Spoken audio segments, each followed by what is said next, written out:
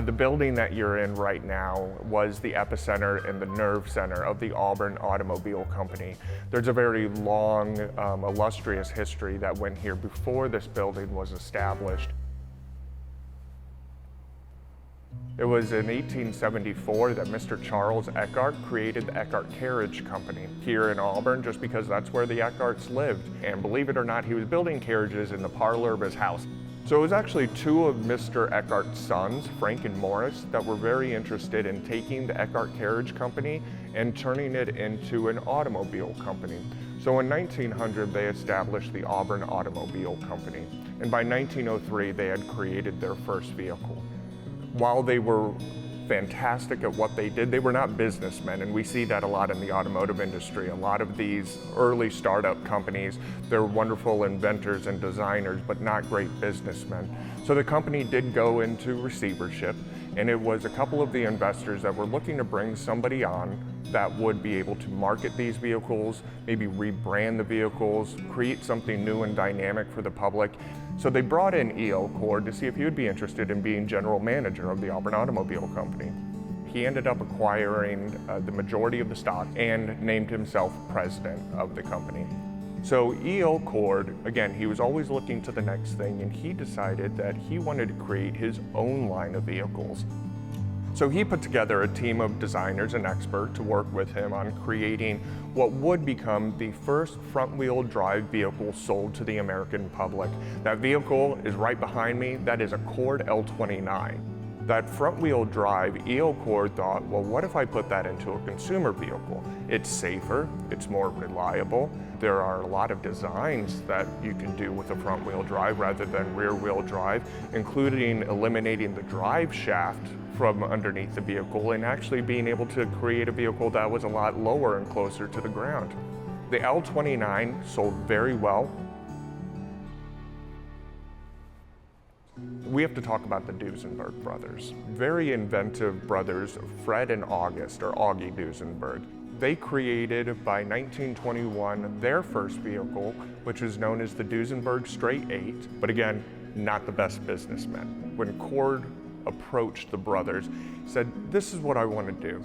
I want you to create the epitome of luxury, the finest of the fine, the best of the best, the most luxurious, the fastest, and the grandest American car. Well, that car would be known as the Duesenberg Model J.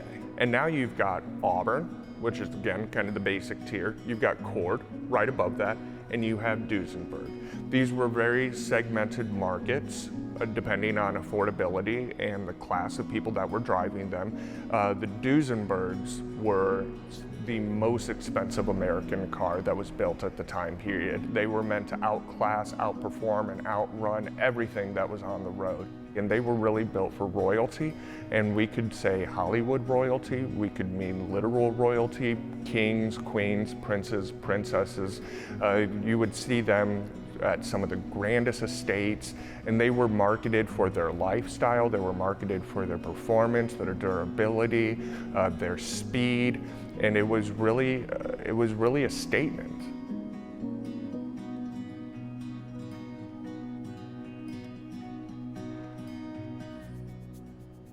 When you first walk into the showroom, what you see is the 1930 grand Art Deco showroom as it was back in 1930 when it was originally built, displaying mainly Auburn's, Cords, and Duesenbergs of the era from when E.O. Cord arrived starting in 1924 all the way to when the company closed in 1937.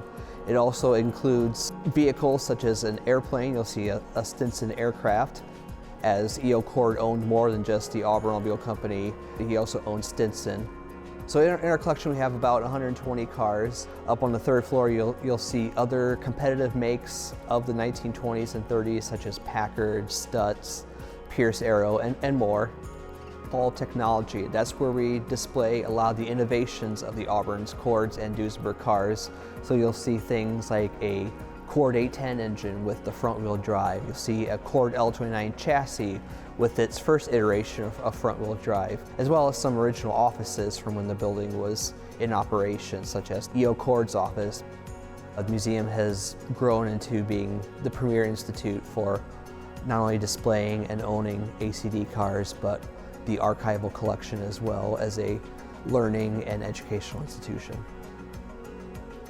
We love being able to tell the story of the history of the automotive industry and its impact on Northeast Indiana, and how a little town like Auburn, Indiana was very instrumental in really galvanizing and just really pushing the boundaries of what was possible with automotive technology at that time. In a small town, at the time, middle of nowhere, Indiana, basically, some of the most forward-thinking, innovative, progressive minds, designers, engineers, builders, put together and created some of the most innovative and fantastically designed automobiles of the era that pushed technology and engineering along, that eventually led to the cars that we drive today. This is really a magical place. I say it's a time capsule, and you are walking right into history. And even if you're not a car guy or car gal, there is so much history here. If you are interested in preservation, architecture, history, the evolution of America, what is one of the most important things that changed our world and history? And it has to be the automobile.